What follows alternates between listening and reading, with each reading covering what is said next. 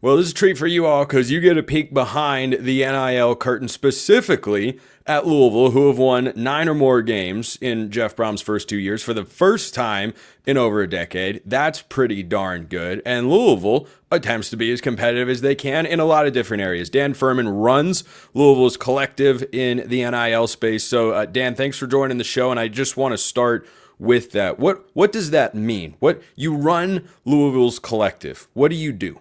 Yeah, man, that's a great question. First off, I appreciate you having me, but ultimately, as head of an NIL collective like that hat, you wear a much different hat day to day, right?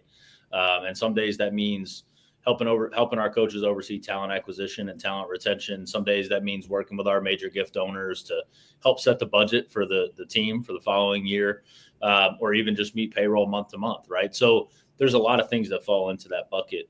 But ultimately, you're building a brand. You're building a brand around 502 Circle and NIL and in Louisville that can impact a lot of kids and have a lot of opportunities for our student athletes and for our fans to enjoy what Louisville football and Louisville men's basketball are all about. So we've had a lot of fun with it, man. And it's the one thing we've tried to do is be competitive as anybody in the country in the NIL space. I think being number one in the portal the last couple of years, you get that credibility, but at the same time you realize like, hey, this game's not slowing down anytime soon, and it's been fun to watch college football continue to evolve. And we just saw a shootout in the national championship game where you had two high-powered NIL rosters that were going out there to clash in the national championship game. So it's been a lot of fun, and I'm excited to see what the future brings. You have this changing dynamic in college football that creates a lot of negative press, negative attention. NIL has, I think, on the whole, a very negative connotation because of collectives. Like that, let's call it what it is. Like, people don't like collectives. What do you think those people get wrong? Yeah, it's a great question, and I think there's a lot of things, right? I think a lot of people they view a collective as just we're out here like slime ball on it, right? Trying to find ways to get kids as much money as possible. But what a lot of people don't realize is what kind of process is behind the scenes, what's actually going on from a day-to-day standpoint, and how we're evaluating talent, how we're finding players, how we're cutting some of the deals that we're doing throughout the course of the year to make sure that our teams are better and our head coaches are in a position to win, right? So I think there's a lot more to it than what the fans and what college football and enthusiasts see on the surface, right? But then also the one thing that a lot of people are becoming more and more aware of is talent retention, right? Being able to make sure that you're negotiating those deals mid-season to try and find a way to keep those guys who are making plays every Saturday. During the season, you have to negotiate those deals. Yeah, absolutely. Yeah, I mean, you're typically 6 games in, before you're starting to have those conversations, but you're literally you're evaluating these guys after 1 week, right? On what makes sense and who's going to fill the roster moving forward. So there's a lot of moving parts, but ultimately, as in anything in life, college football has become a path for guys to earn, right, and have opportunities to make money. So at the end of the day, when schools and collectives are setting this opportunity up for their players, they have to see an ROI as well. So we've got to be aware of what the product looks like that we're putting on the field, and we feel like we're in a really good spot. Coach Brohm's done an unbelievable job of bringing guys in here that make a lot of sense for what we do, and I think we continue to bring in the right guys and get rid of the right guys, right? And it's all about building that culture, and it's hard to do in college football nowadays, man, because you got 40, 45 new guys every time the cycle turns. So it's a really interesting concept that if your NIL collective can help you get out in front of it, man, you'll have a lot of success, and it'll definitely increase your chances of winning, especially in a conference like ours where there's a lot of opportunity to sit at the top and find ways to compete against some of the other teams trying to get in that playoff. So collectives, I'm sure most people are aware, but if you're not, are separate from the university, right? It's its own independent entity. But I imagine you don't have zero communication or interaction with Coach Brohm or any other coach that wants to, tap into the NIL resources. How does that dynamic work when it's not something that is university sponsored right now, and there could be another change that I'll ask you about later, but what is that like to be separate from the university but involved in putting together a roster and acquiring players and figuring out how much money you have to give to which guys? Yeah, I mean, and that's the biggest thing, right? Is the NCAA doesn't allow us to be in-house, so you have to do everything third party, which for us can cause a little bit of a communication issue every here and there. But like we've got to be on top of our A game when we're talking with our coaches, helping understand what the roster dynamics are, and understanding who's performing and who's not. And we're not necessarily, especially here at Louisville, I'm not sitting there breaking down conversations about actual dollars and cents with them. I'm trying to gather as much information as I can so that I can make educated decisions when the time comes. That way it keeps our coaching staff and those guys out of the clear from an NCAA standpoint. But then it also allows us to operate with no bias in the situation, right? So we've got a pretty good setup and a pretty good situation, but at the end of the day, we're always trying to find ways to improve and ultimately having that communication with coaches, understanding the system, understanding what their goals are and what they're trying to do position by position. I think it goes a long way. And I think there's instances where you rotate a ton of defensive linemen. So, okay, we're not going to go get, 2 studs and then not have enough guys to fill out that depth that they like, right? So you have to understand what they're trying to do and what the approach is. And that's another thing that I think a lot of fans across college football don't necessarily understand, right? Is that nowadays it's a little deeper than just dollars and cents. It's trying to find ways to give yourselves a competitive advantage. And that's what we try and help our programs do on a day in, day out basis. People don't like the purely dollars and cents component. Some people, right? More old school fans or Absolutely. even new school fans that say, this isn't what college sports is supposed to be. This isn't what it's meant. This isn't what it felt like when I was growing up or when I played or when I was at the school.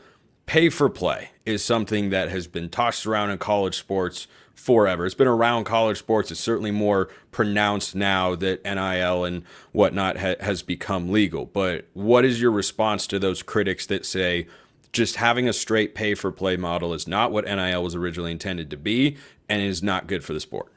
Yeah, I think, like a lot of people at the time, I was probably in that camp for a second, right? In the beginning of this whole thing when NIL was getting started and it wasn't as mature and refined as it is now.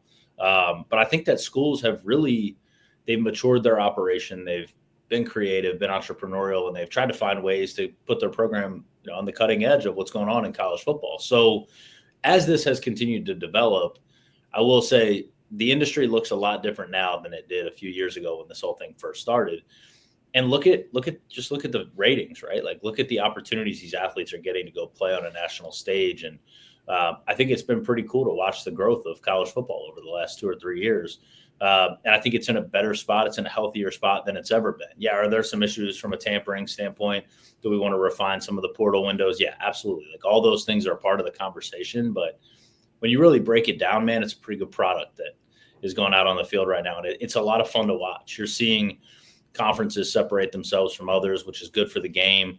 I think you're going to continue to have teams that step up in conferences like the SEC and the Big 12 that want to be contenders. And the more and more that you invest in the talent you're putting out on the field, the better the opportunity you have to go win championships. So it is more of a pro model, but at the end of the day, I think fans and honestly, let's call it what it is, donors from school to school have something to look forward to as college football continues to evolve.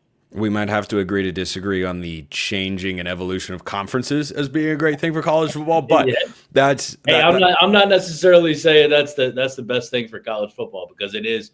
I just think that it's really interesting because I don't love the concept of teams jumping from here to there or conferences solidifying themselves, but I do think that it gives, like our conference, for example, like they've rolled out success initiatives that the more you invest in football and the more that you win, the more you get from a distribution standpoint. So I think this conferences are trying to find ways to be creative and put themselves back at the top. So, for a school like Louisville, I think that gives us a unique opportunity to go maximize some of the revenue opportunities we have in football. I think it'll keep growing too. Last thing for you, Dan, and I appreciate you taking the time for the audience out there and whatnot. With the House settlement that is looming, that is essentially going to give a payroll for universities, what happens to collectives then? I think it's going to be really interesting. And I think if you ask that question to 100 people, you'd probably get 100 different answers. I think some people think that collectives are going away completely. Some people think it's going to be 50-50. Some people think collectives are going to be more and more important. And I try not to be biased from this question, right, or in this situation. But when you really break it down, if a school, just like we've been doing for the last few years, right? Like schools do have a specific cap space through the collective, but even if they have to, man, they're finding other ways to generate revenue and get their players opportunities to earn, because ultimately it's an arms race. It's just like everything in college sports when it was facilities and scholarships and all the flashy things that came before Alston money and before NIL.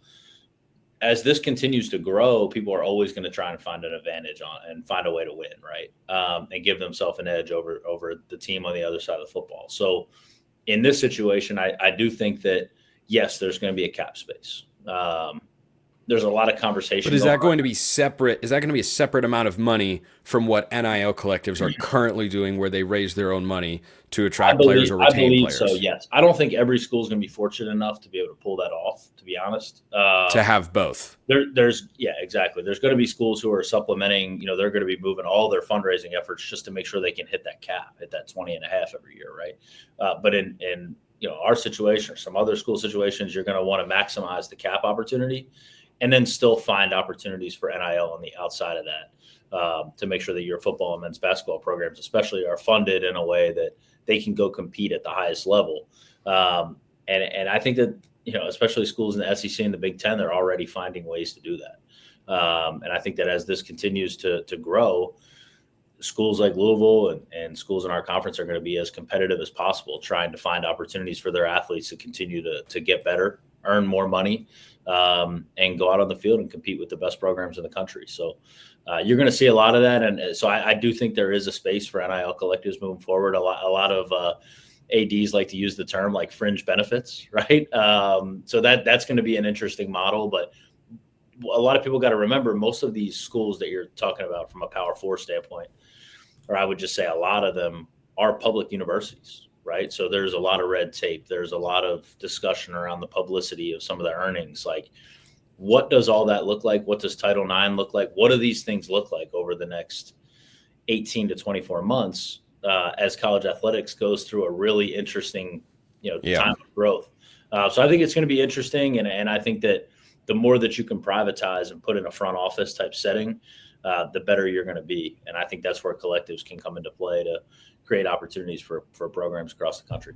Dan Furman, president of the 502 Circle. That is Louisville's NIL Collective. Appreciate you letting me pick your brain today on the show. Appreciate everyone listening. I will see you next time. And until then, hope you have a wonderful rest of your day.